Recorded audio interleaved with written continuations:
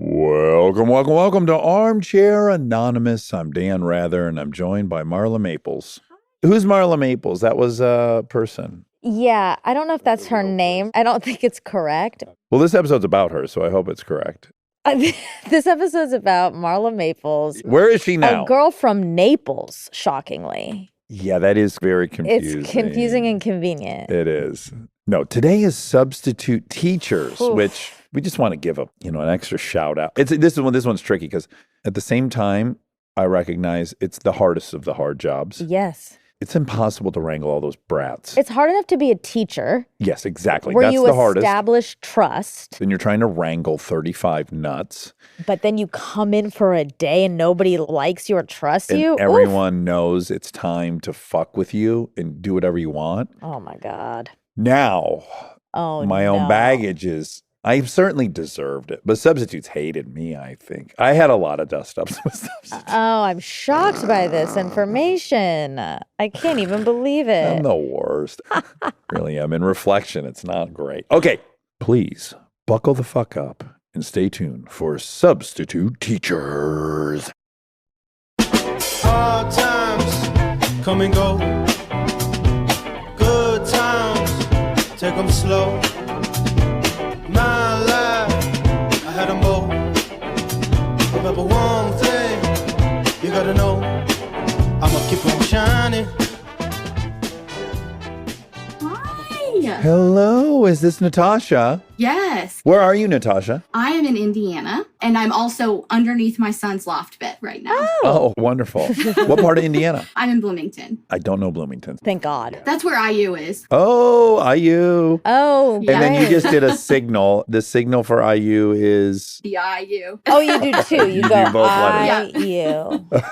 That's cute. Okay, now, Natasha, are you the victim of a substitute teacher, or are you a substitute teacher victim? I'm a substitute teacher victim. Oh, I'm so sorry. This is a public service announcement, really.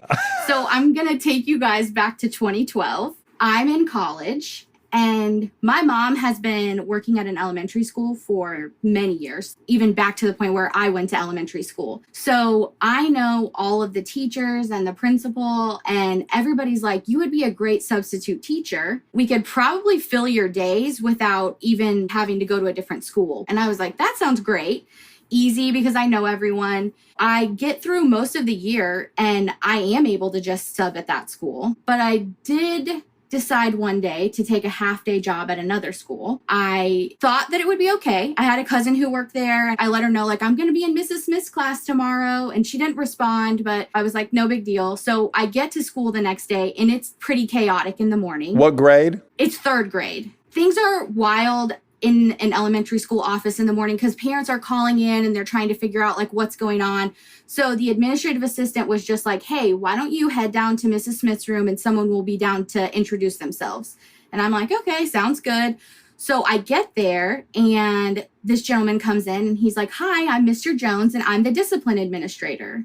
We didn't have a discipline administrator at the other school I'd been subbing at, and it was similarly sized. And it had the same layout, all of these things. So I'm like, a little bit of a red flag, but I'm going to let it go. He's like, it's really nice to meet you. If you need anything today, feel free to give me a call. I'm happy to help. And my mom told me from the jump, do not call the principal to your classroom. Because if you do, they're going to be like, she can't manage this whole thing. Yeah. Oh, yeah. Shit. I was just like, I don't usually call, but it's really nice to meet you. So he leaves, and then my cousin comes in, and she's got like this giant Dr. Pepper and a chocolate donut. And she's like, hey, I got you a treat. Oh. And I was like, okay. And she's like, you're going to need it. This is a wild class. Oh, wow. No. I was scared, but also a little annoyed because she's my older cousin. I've been subbing in quote unquote the worst class at this other school for a while. Okay, you felt it was condescending a little bit, patronizing. Yeah, I was overly confident. So the kids come in and they're a little bit wild. That's normal because, you know, it's substitute teacher day and everybody's like, woohoo. Yeah, time to party. Yeah, and I see Mr. Jones walking in the hallway a little and he's kind of checking in. I'm like, okay, whatever. But I'm able to wrangle everybody to their desks and I start calling roll. And I see out of the corner of my eye, there's this kid, and he just has the most mischievous look on his face. And I'm like, he's about to do something ornery. But before I can even say anything, he reaches behind himself and grabs the teacher's stapler from her craft table. And he starts stapling everything. He's stapling his shirt sleeves. He staples his shirt to his pants. No. He staples his neighbor's shirt. He's stapling papers. And I'm like, put the stapler down. I'm trying to diffuse the situation with words. He just thinks it's hilarious. The class is losing it a little bit. How old are you at this moment? 21. Also, what an interesting, I've never even thought about chaos by stapler. Well, he had been eyeing that stapler the whole year going, if my teacher calls in sick even a single day, I'm going to staple this whole fucking place up. This place is going to the ground. Well, I walk toward him to take the stapler, and he jumps onto the desk. Oh my God. Do you guys know the P.D. Pablo song, Raise Up? Yeah. So he's like, North Carolina. Yeah, come on and raise up. Take your shirt off. Twist around your head like a Yeah. helicopter. Okay. He rips the shirt that he just stapled to his pants. Oh. Takes it off, Oh. and he's reenacting Sure. this whole thing, swinging the shirt around his head. Like a helicopter, as they say. Oh, it's He's very screaming literal. the lyrics. Everybody's losing it in the classroom. It erupts. Some of them are scared they're going to get in trouble, obviously. That would have been me in school. I would be like, please, everybody sit Me down. too. Be nice to Miss Natasha. She's having a hard time. I wouldn't have been like, everyone sit down. I would have looked at you and been like, I know.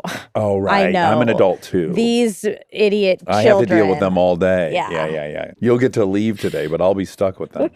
Yeah, so I realized I'm in over my head. I'm walking toward him to try and help him get down from the desk. He's opened the stapler at this point too and is like stapling at me. So he jumps down and he starts moving desks and chairs, pushing them over. So there's like an obstacle course for me. He's bobbing, I'm weaving. I had 3 hours of substitute teacher training before we got started. 3. Yeah, I'm like, I need to call Mr. Jones, but he's running towards the phone. Thankfully, the door opens and Mr. Jones walks in. He's like, hey, I heard things were getting a little wild down here. And he just got the sentence out and the kid starts running towards him. And I'm like, okay. And I realized immediately that he has had more than 3 hours of substitute teacher training because he knew exactly what to do. He like scooped him up. Probably not allowed to do that in 2025. Or maybe you are. I was not allowed to do that in 2012, but I think he was allowed to. I guarantee if someone is a danger to themselves or others, yes, you Yeah, can that's probably probably right. intervene. So he carries him out of the classroom. I'm able to get everybody else under control. What if you just heard blood-curdling screaming when the door shut and smashing against lockers and fists on head? Yeah. I was so thankful that that half day was over. I never subbed there on purpose again. On purpose. Does that mean you still had to? I did. So they shared music teachers and I didn't know that. And I was subbing whole day for a music teacher, but she was half day at one school and half day at another. No. So I ended up there. I did not have to call Mr. Jones that day. No staplers were involved. And I went to the office and the administrative coordinator when I was leaving was like, oh, I heard you had a hard day. She was so sweet. She was like, I wish we had gift cards to give to people. Sometimes the days are hard. But then she panics and she's like, you have a necklace on, but no earrings. Did you come here with earrings? Oh. And I was like, no. And she was like, oh, okay.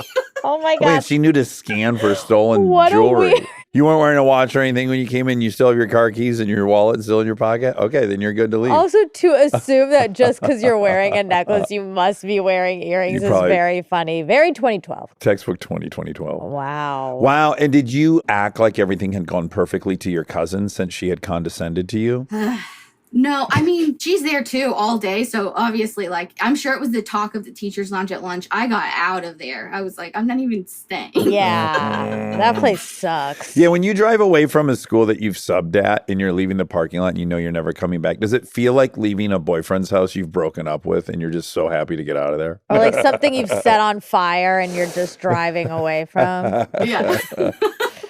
So that was 13 years ago. Are you currently a teacher? I am not a teacher. I'm a divorce mediator. So things get heated for me too. Yeah, you could still benefit from that coordinator. Divorce lawyer is a great prompt. Oh, yeah. Crazy divorce and maybe divorce lawyer. That's good. Yeah, I'll connect it. You must have a million stories, yeah? Sometimes when people come to me, they've got stuff figured out, but the court can also order people to go to mediation. That's when things get as crazy as swinging your shirt around. Is it jaded your sense of romance? No, but I will say I actually went through a divorce that was mediated, so that's what drew me to the whole thing. But I feel like now maybe I would pre-mediate before I got married again. Yeah, Okay. smart. I've heard prenups pitched in a way that's interesting in that same regard, which is like you have the opportunity to negotiate a settlement when you both like each other or when you both hate each other. Yeah. What would you like to do? And it's like, well, when you phrase it that way, that makes a lot more sense. That's the spin for sure. Right now, we love each other and we don't want to hurt each other. So let's do it today. Let's form all of our contracts now. That's very smart. Well, Natasha, this has been a delight. I'm sorry you had that experience, but also I'm happy you had that experience. I kind of love the visual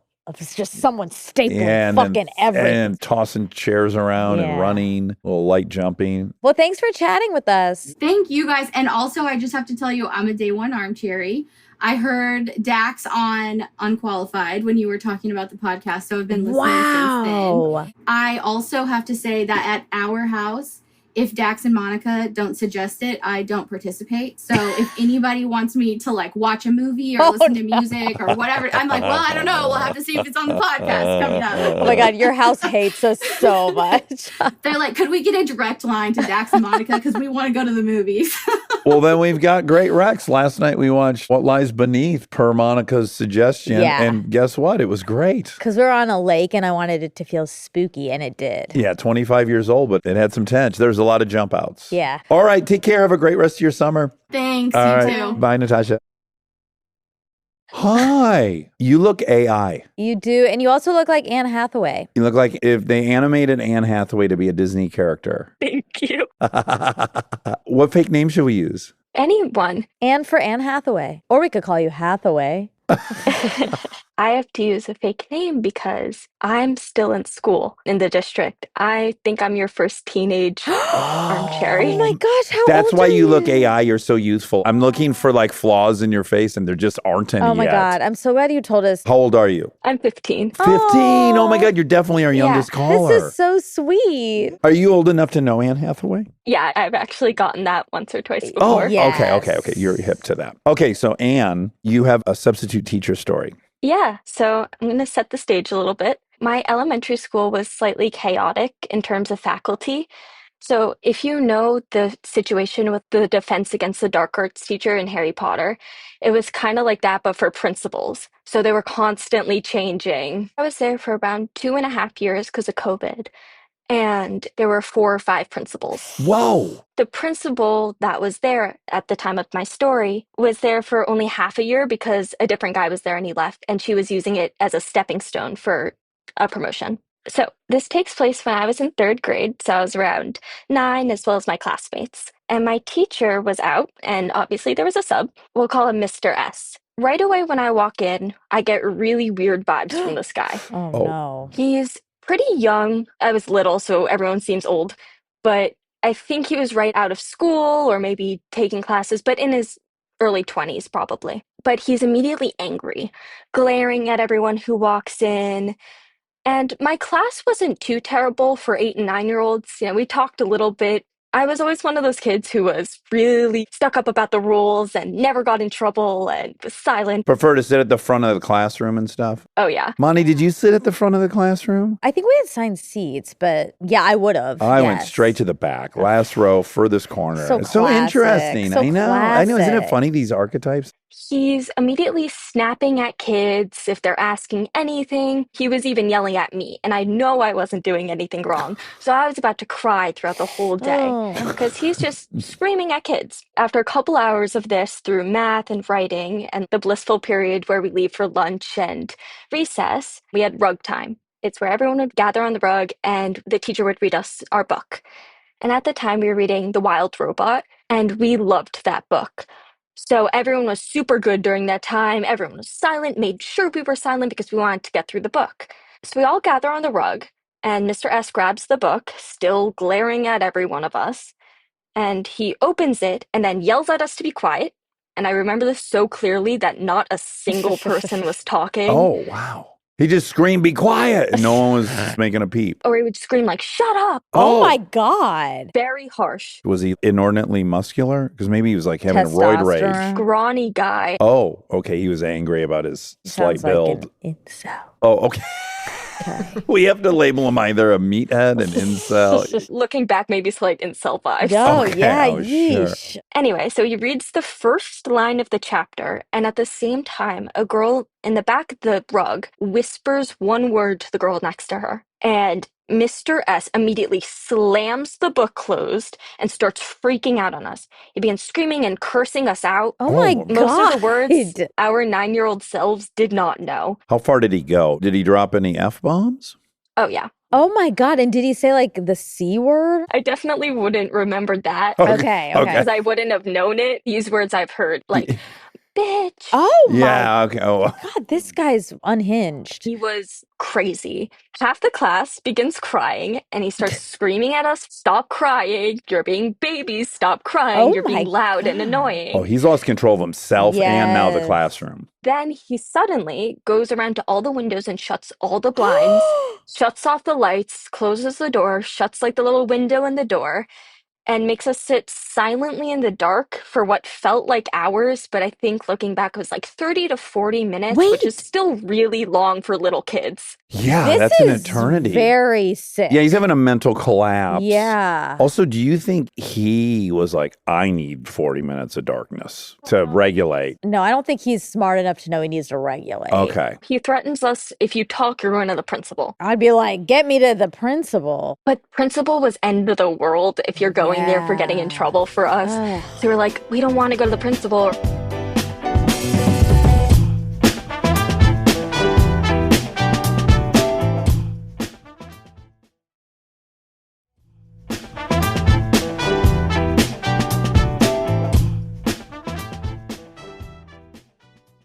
Once he thought we had been punished enough, he turns all the lights back on and we begin social studies, but it wasn't like the history social studies. It was this book and on lessons on being nice and empathy, which he could have taken Oh, some yeah, advice that's an from. ironic twist of content. Maybe he was trying to teach irony. Oh, that could have been. The whole day was mapped out. He's like, I know I got this book Yes. at 2 p.m. I'm reading about forgiveness and empathy.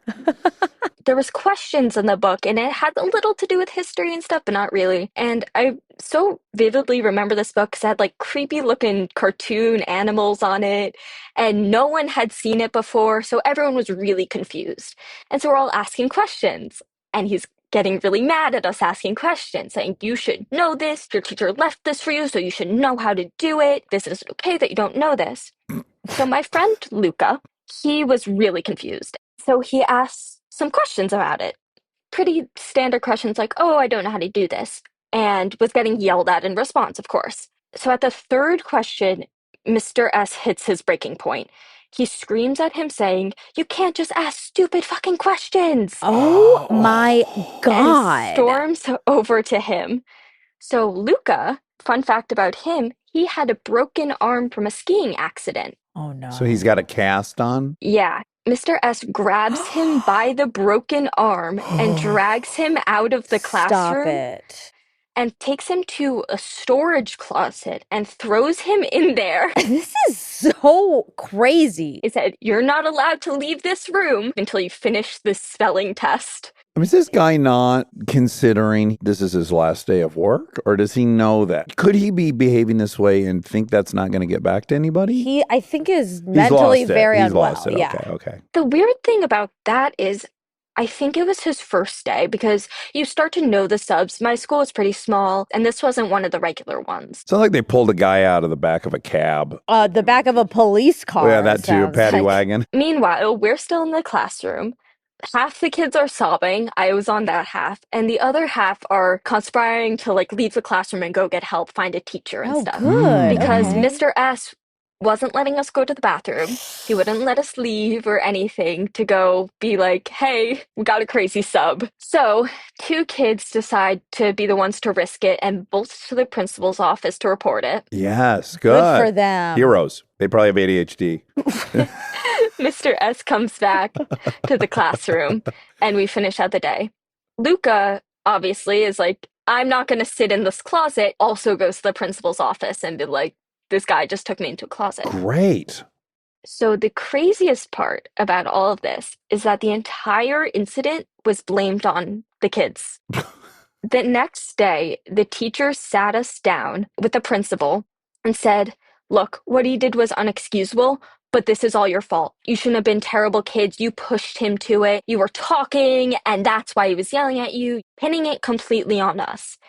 This was probably the first time where it's like, adults are wrong. Yes. Yeah. Mm-hmm. Yes, this is a huge moment. Yeah, your worldview shifts a little bit. Oh, they don't know everything. But let me ask you a quick question. Was any of the classmates standing on their desk with their shirt off and a stapler in their hand and waving their shirt over that? Because what if this was the same third grade class that our previous caller warned us about? And maybe she's full of shit.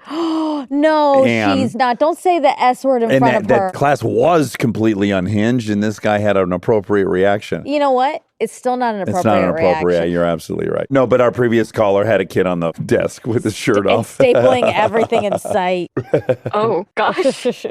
Did you ever see this guy returned? So he did get fired. Oh, good. Okay. But no email went out to parents.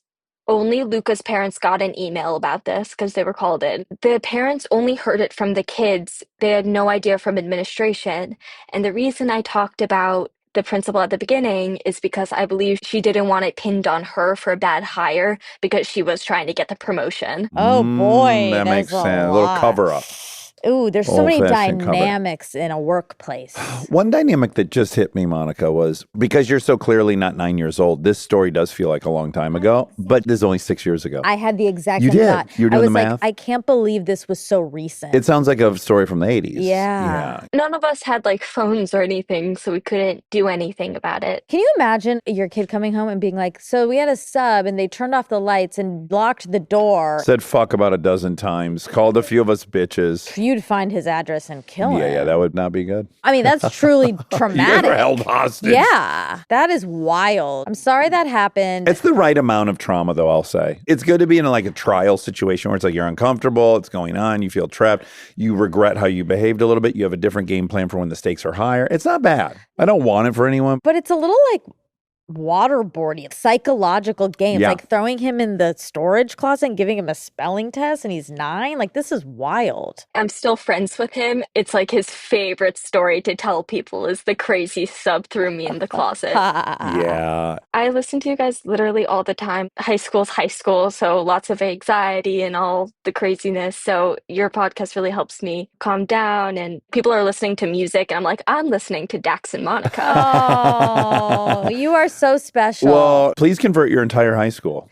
Yeah, we'd love a new young base. Okay, great. All right, take care. Have a great rest of your summer. You too.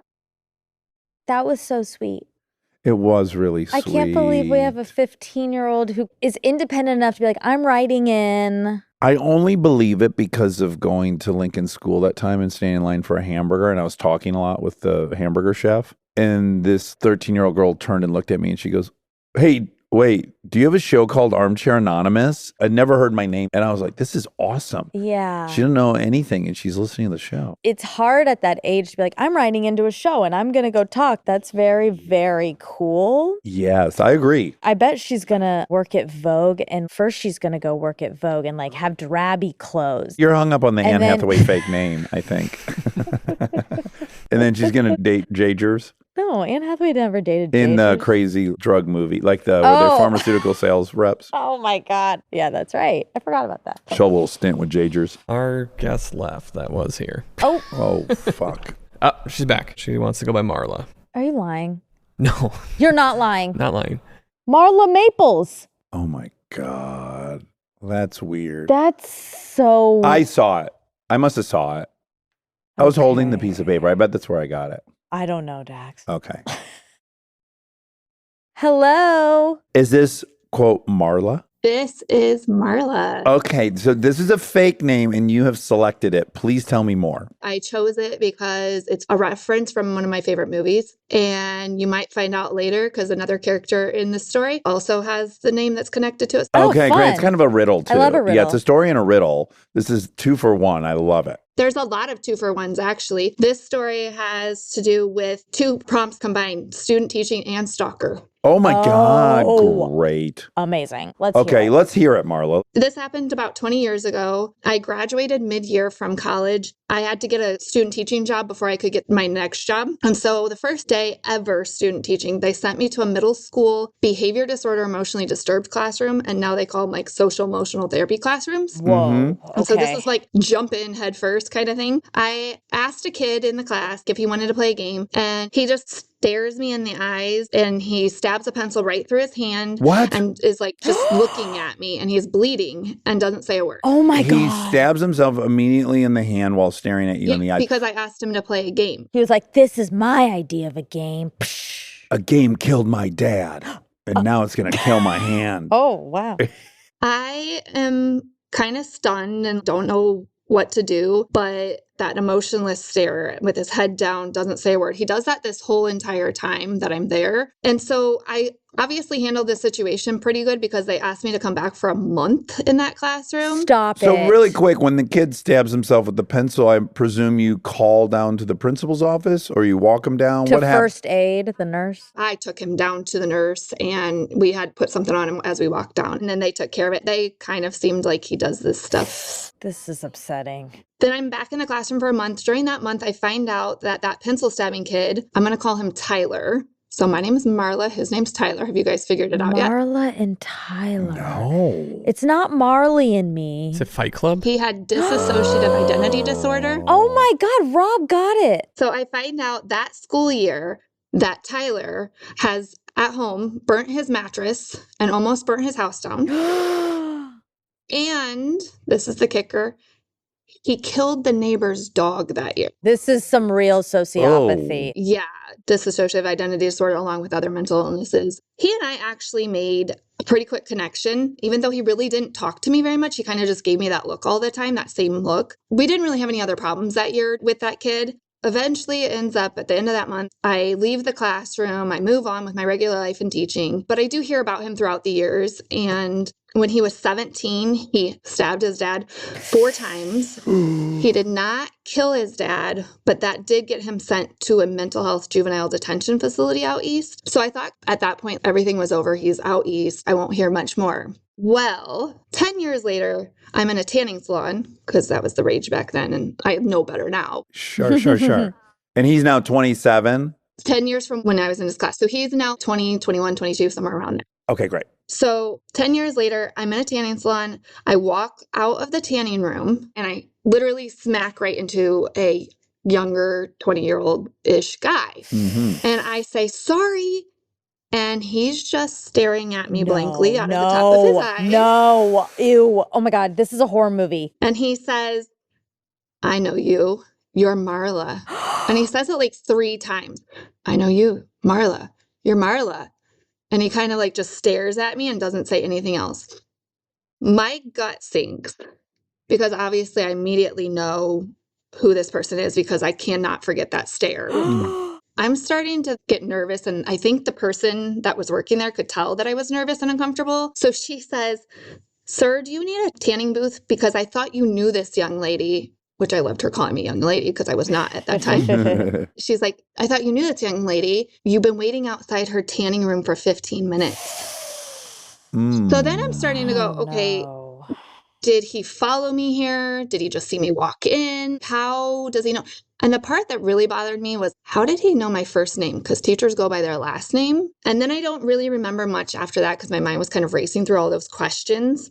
I just hop in my car really quick, lock the doors, call my mom. I do get home safe, but I'm obviously rattled. What was that encounter? Because I could tell he was not mentally right in that state. Otherwise, I'm all about saying hi and talking to my former students. So basically, I thought getting home, being rattled was the end of my story. But I did some research, and apparently he is back in our hometown, which I still live in, and it was posted on social media that he is window peeping and stalking people, and that he is off his meds, and please don't give him any alcohol. Off his meds. This is not good.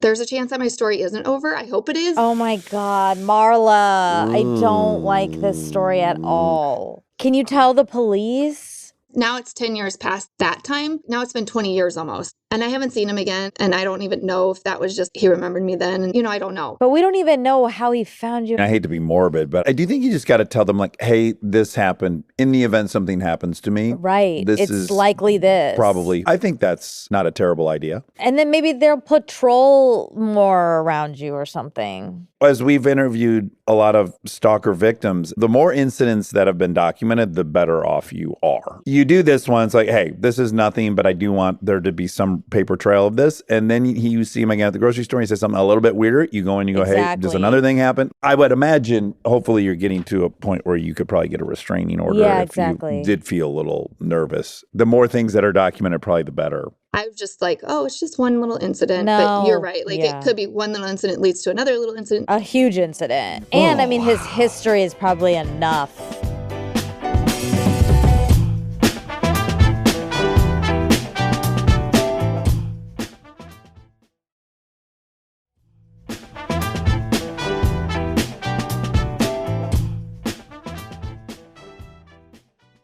It brings up a lot of new thoughts for me. One is, I guess I never considered the notion that you can be very impactful as a teacher on somebody in a very interesting time. It can be more impactful for them in a way that you maybe not be aware of. That's an interesting part of this. In good ways. Yeah, in great ways. Often. And then probably in equal measure on the other side of it. And then the next thing I was thinking is just, it is so rough that there's 7 billion of us, and there's going to be some people who are dangerous, and it's not their fault. I'm not angry at them. I feel bad and compassionate for them. And also, what do we do? There's so many stories, like all the signs were there for a very long time. I don't know what we can do about that. We got to figure out something. Or is it just the reality of life on planet Earth? No, I don't think it can be a reality that it's clear he's going to kill someone and we're just like, I guess he's going to kill someone. We should be able to have a plan in place. That's what I'm nervous about too. I'm a big mental health advocate. I am on some meds myself as well for certain things. And I'm very much about going to therapy and about getting the help that you need. And I do just worry about people who are possibly going to have their insurance taken away or Medicaid or Medicare. If they don't have that, what do they have? Yeah, exactly. Because that is their path, is to harm somebody. And I would never want to see that with a former student or anybody else. The whole situation is really sad that he's off his meds and he's not getting the help, and he deserves that help. And if he did harm someone, he would find himself in a situation where he could get therapy. You're right. Exactly. That's the irony of it. Do you think there's like a way potentially for some people at that high risk of causing harm that it's illegal for him to be off his medication? Can that start happening? This is why all these philosophical conversations are hard and important, which is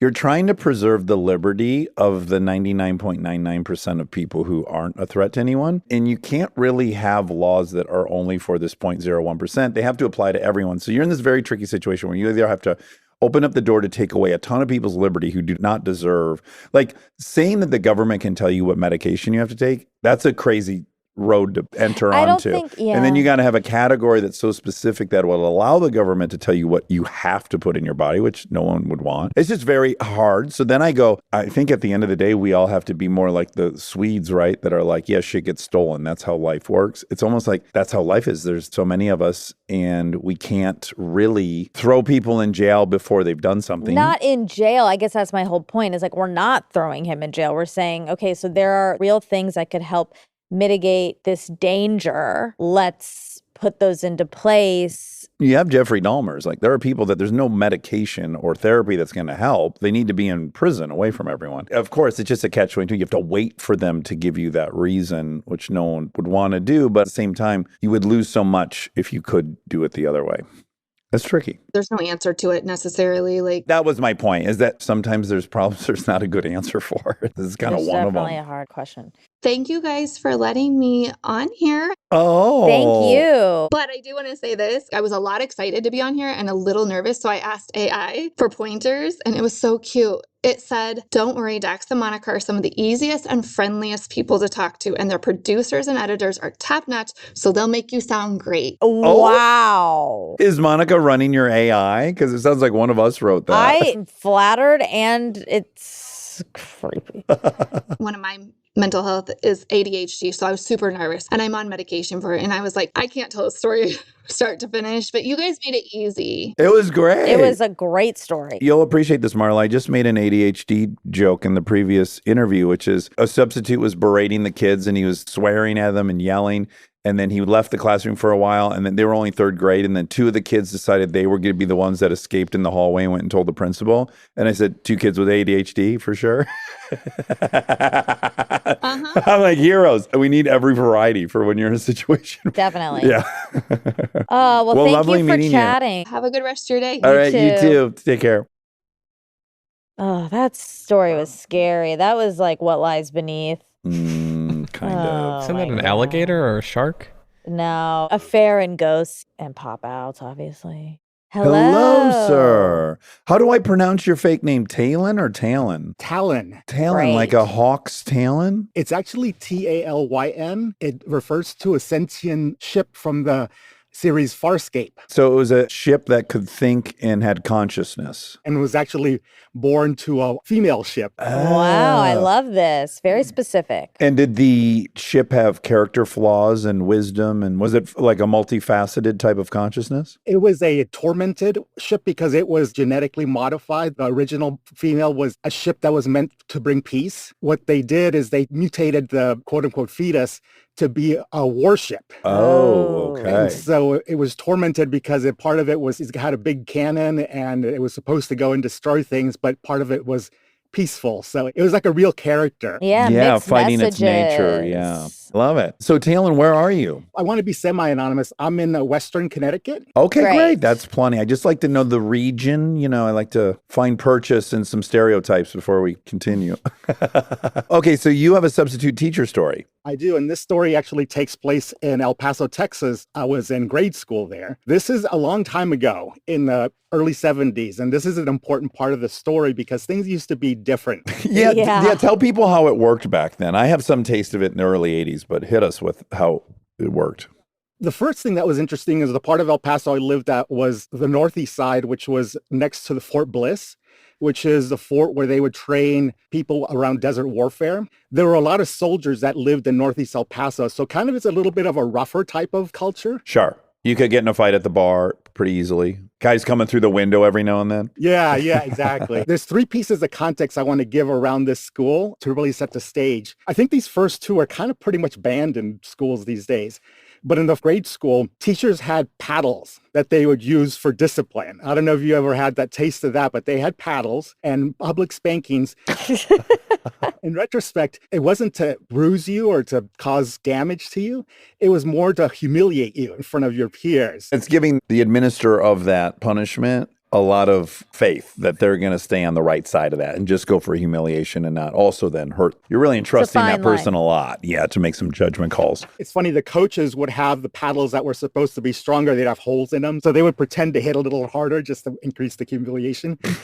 So that's the first thing. The second thing is that there was a related tradition, which was on your birthday, the teacher could paddle you gently the number of years. It wasn't mandatory, but the thrill seekers would be the ones who'd volunteer because they wanted to be up there and get all the attention. And so in our school, the third thing was they wanted kids to behave. They could be kind of rowdy. And so what they did is they had a list of substitutes that they would pick from, usually their favorites, and that would be the ones you would always see. So on this day, I was in 3rd grade and a substitute was needed, and they picked a substitute that no one recognized. It's just somebody kind of out of the blue. She looked like she was maybe in her 50s. She was probably 25 because you were in 3rd grade and everyone seemed 50. You're probably exactly right. She was wearing these polyester pants that were really form-fitting. I would say kind of the equivalent of like leggings these days. Yeah. And it was like a little bit more common back in the day. So it wasn't out of sorts, but most teachers didn't wear those. And she had a quiet demeanor as well. So she gave us assignments, and I presume they were the original teacher, and we were kind of going through them. And people were behaving well. But at some point during the day, just to get our attention back up, she started telling us that it was her birthday. And she said that she had heard about this birthday tradition that I talked about earlier. Oh my God.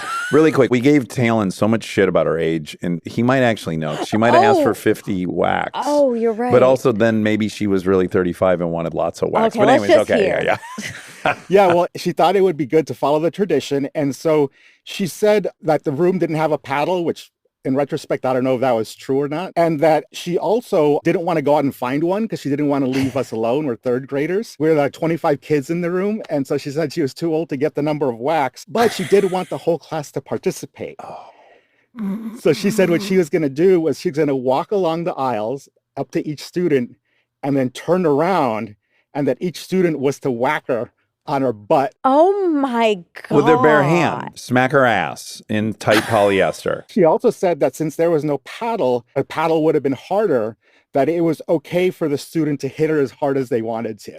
Oh no, she's kind of a pedophile. We're laughing, but I know, like, isn't it crazy? yikes. I was immediately thinking like, man, when it's a man and a woman, it's just a completely different scenario in my head. If it's a man doing this, I'm like, we need the cops in there right now and get them out of there. And then this, I'm like, this scale's a little off course. She's off course, yeah. I mean, we're third graders, right? So we're generally not really understanding. There's no World Wide Web. So any kind of stuff you heard about sexual things you heard from your older siblings or cousins or something like that. This activity that was about to happen wasn't anything that was really discussed. Right. It probably sounded fun, actually. All the kids are like, we get to do this to our substitute now. And in fact, the thrill seeker students, they were looking like they were going to have a great time. Knock her to the ground, yeah. As promised, she started walking down. She turned around and students would whack her. She had large butt cheeks, so it was really easy to like find your target. Big target. Yeah. The first students were a little bit shy, but they still did it because they were being told to do it by the teacher. Things changed when she got to the first of the thrill-seeking students. Oh, fuck. This student was one of the most athletic in our grade. We stood up, and the best way I can describe it was like he was up in the pitcher's mound, and he started winding his arm up, and he put his foot forward, and he just ripped out like a big whap, and it was so loud. Oh, wow. And everyone started laughing and hollering and hooting. Yes. The ice was broken and it was a party. Oh my God. What was her reaction to that? Did she let out any kind of a moan or anything? I thought she was going to be angry because it was such a big whack and everything. Or at the very least, she was going to tell people, just take it a little bit easy. But instead, she let out like a little cooing noise.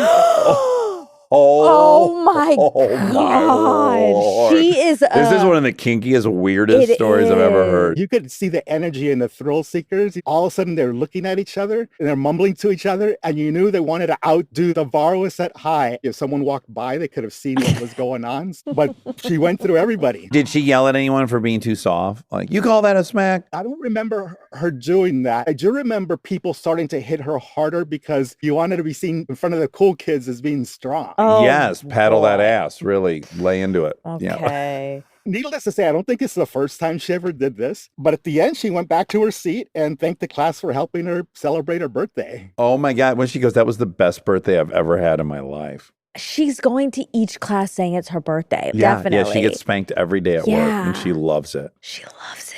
Oh my God. And they loved it too. They didn't love it at first, but then they got I wonder if people riled felt up. weird after. I bet they loved it. And then I wonder if anyone was like, that was a little bit weird. Yeah. You remember what you were thinking during this? I was thinking it was very strange. I could feel there was something wrong about it. Okay, yeah. But I still smacked her because I was supposed to smack her. I do remember that I tucked it away in my brain for like a decade, and then it came out one day. It's like a source of shame, kind of. I want to weirdly. meet her so She's bad. dead. Well, she was 50 in 1970. Yeah, probably. Unless And she's a she was- centenarian. She was wild, so she lived a big life, and I think it's over. We wanted her to come back as kids just because of the spectacle of it all, and maybe to better process it. Yes, we sometimes return to the source of our trauma, looking for answers. Exactly. Oh, Talon, I love this story Me so too. much. I shouldn't, but I love It's it. very good. The epilogue is that apparently some of the parents must have heard something because we never, ever saw her again. Oh, Yeah, that's right, Dax. That's loose the right. lips, sink ships. Everyone's having a good time. Everyone won. They didn't, though. Talon had to hold this story for 10 years Well, before I he was able to talk. Let me ask you, just and be dead honest. I don't want to lead the witness. Are you grateful this happened to you, or do you wish it hadn't happened? In retrospect, I'm grateful, partly because I'm here. Yeah, it's a fun story. Sure. And also because I think it was just at the verge where you don't really understand things. Yes. Like if this would have been a 6th grade class, it would have been really strange, right? It is still so strange. A bunch of like 9-year-olds like slapping this 50-year-old woman's ass. I just picture in 6th grade, someone would have got the idea to like booty bump her, Yeah, thrust for themselves sure. into her. She's done this enough. She knows the grade. She's very She knows- controlled, weirdly. She has a lot of control over I this can't believe she could. inappropriate kid. Oh my God. I mean, she knew the tradition. Do you think she climaxes during No, later. Later. When she thinks about Yeah, it. okay, Probably, which okay. is creepy, this? Yeah, guys. it's not, That's not bad. appropriate. I tried to remember and I couldn't. And she took a bathroom break at some point. She's like, Yes. thanks for my birthday. That was so fun. I I'll just be got to back. quickly tinkle. Oh my God. Talon, that was great. Thank you. Thank you for that awesome story. Yeah. Absolutely. I want to shout out my wife. She's been in the Armchair forever. She's got me into Anonymous. She's got my daughter into Anonymous. We love Anonymous. We've heard every single one. Oh, And great. I was so excited to have this prompt. I saw it and I thought, no way. You nailed it. It really, Yeah, I that think was if a good people one. wait long enough, there will be a prompt for them. Have a great rest of your summer, Talon. Okay, thanks. Take care. All right, Bye. bye-bye. Who am I going to say it reminds me of? My dad? Yeah, 1,000%. Oh. So much your dad.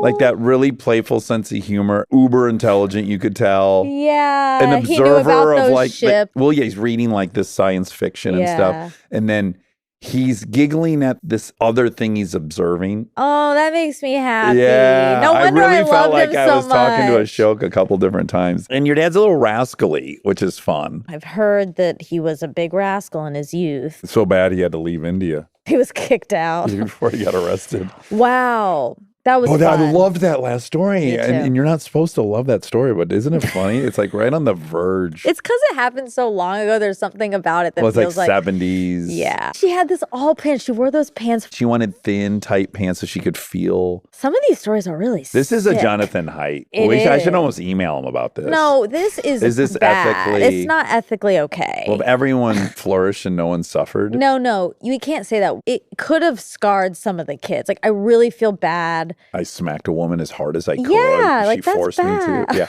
Like I was a hero on the day, but on my bike ride home, I was like, I hurt a woman, but she cooed. She could. What if it's they hit her as hard as they can, everyone laughed, she liked it, and then that person became an abuser? Whoa, like 'Cause- they got positive reinforcement Exactly. for smacking their teacher. Do you think her name was Miss Cheevious?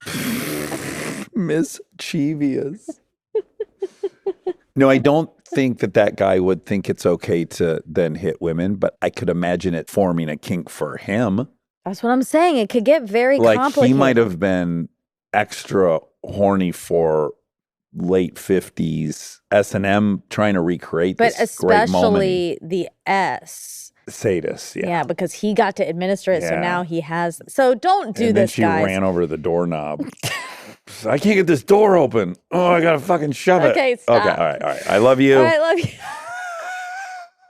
Bye. Stuck. Oh, it's stuck. It's stuck. It's stuck. It's open. Stop it's open. it. I opened it. You made it so Okay. much worse. Now it's definitely Okay, bad. it's open. It's open. It's open. Oh. Everyone go back to your seat. Don't look at me. It's open. Bye. Do you want to sing a tune or something? We don't have a theme song. Oh. Okay, great. We don't have a theme song for this new show, so here I go. We're gonna ask some random questions, and with the help of Armcherries, we'll get some suggestions. On the fly rhyme dish, enjoy.